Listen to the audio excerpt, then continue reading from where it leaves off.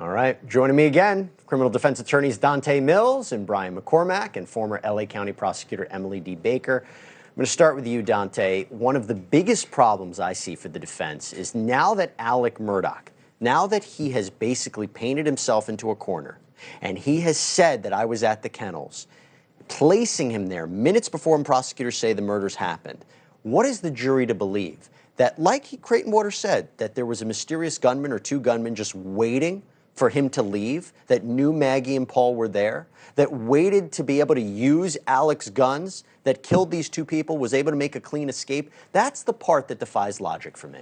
It is, but you have to combine logic with emotion. And here's the deal. We as good-natured humans don't want to believe that someone could kill their wife and their son. So a monster has to do that. And the more he humanizes himself, and when he offers these alternatives, it doesn't make the jury have to choose to make him a monster or to believe that he's a monster. Okay, so I'm going to respond now. I'm going to turn this over to Brian. That's a big problem for the prosecution, in my opinion. It's that emotion. It's that it might be difficult for the jury to accept that he brutally murdered his son and his wife, especially when there's a Snapchat video about an hour before. And that emotion, that Snapchat video where he's basically having a good time with his son, that emotion he showed on the stand, I'm wondering if that's just going to influence at least one juror. And I'm wondering how the prosecution gets past the emotion he showed on the stand and really try to show this man could have killed his family. One or more jurors definitely could find Alex Murdaugh believable on the stand. They could be influenced and swayed by his show of emotion.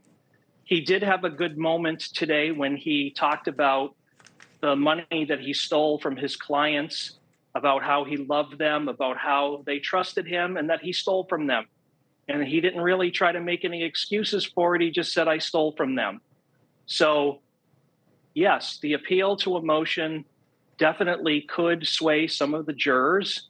What the prosecution has to do is they have to keep the jurors focused on the evidence, and does this make sense? Does this make sense? Do these, not only the lies, but his reasons for lying don't ring true? And this whole thing about the internet troll committing a double murder, that's a reach of epic proportions, and I don't think that helped his cause. I'll tell you what I think what the prosecution also needs to do is suggest that those tears, not that they're not real, but they could be the tears of somebody who did kill his family and feels the regret. That might be the way they switch it. I actually want to play something. This is number one. This is the part where they talk about that timeline, which I mentioned before, about what he was up to once he left the kennels and before he left the house. Let's play that right now. And you laid down, is that right? I did. All right. Before you said you'd been napping for an hour or so, or napping that entire time, but now you laid down on the couch? That's correct. All right. And maybe dozed for a second? Maybe. According to your new story? How long did you doze? If I dozed, extremely short time. So, Emily, it doesn't help that he lied about his activities, but when you look at that, how big of a deal is it? Creighton Water spent time focusing on it. We know that the data suggests he was moving around for, almost 300 steps. But, before somebody leaves the house, they go to the bathroom, they check, their keys, they look for the phone, they're walking around. Is that significant? You think the jury's going to stick with it?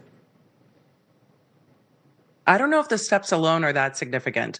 But I think the steps combined with lying about the kennel video and then his GPS data showing he shows up at the kennels just 17 seconds before he calls 911. When you take all of the data together, I think there's a compelling argument there for how did he process this info so quickly? Oh, because he already knew because he was there at the kennels.